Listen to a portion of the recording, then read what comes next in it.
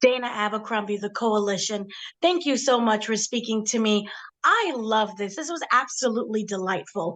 And so I was really interested in the father son dynamic, also the superhero to superhero dynamic.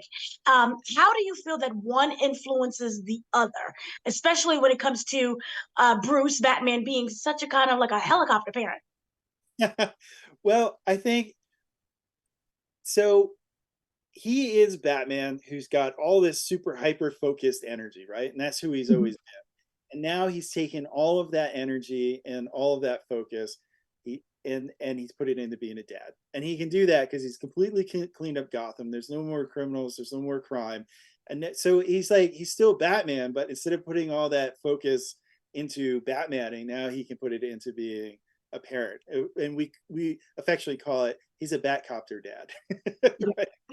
So it's kind of one to one. It doesn't Mhm. quite seem like it on the surface, but for us it is. It's just a transition, but it's the exact same Bruce.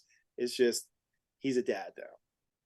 Okay. What I find that I loved was kind of it was a learning to let go story as well for great for parents. So can you talk about that line of, Batman as having to step away and having to learn to let go of his son in order to allow him to grow. And even though his son has that pressure of him trying to come into his own. Yeah, I think for us, we wanted to build a world that felt real, authentic, and genuine, right? And Mhm. as a parent, some other parents that I know, there is that moment where your child gets to a point where it's like, okay, I'm not going to hold their hand when they cross the street. And it's kind of Mhm. a hard milestone to kind of cross. So we wanted to bring that into this project, right? To have that authenticity and that kind of entry point and that familiarity that like family members and audience members at home would feel. And so yeah, that's where all that came from. It's just Bruce, but in a Bruce way, in a Batman type of way. Right. What does it look like for Bruce Wayne and for Batman to let go? For like I gave the example of like holding a kid's hand across the street. For him, it's like, oh, I gotta let my son be Batman now. I love it. I love the villains as well. Now we always have a gallery of villains. Was there a certain process to know we have the core ones that we wanted to include, and then was there others that was added on kind of as the script was developing? Yeah, I think, we love these designs and we love this world. And I think there was a desire to see as many villains as we could. Of course, we had to kind of like, tamper that a little bit.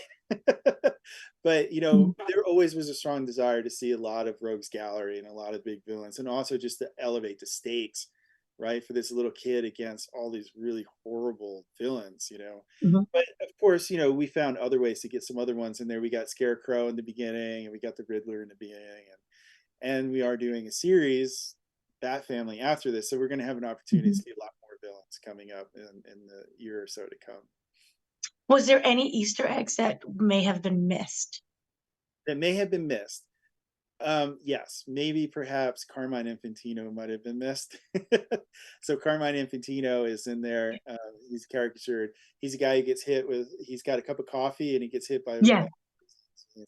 So, and that's actually Carmine's voice that's in there. And I knew Hmm. Carmine, so it's a very special Easter egg to me.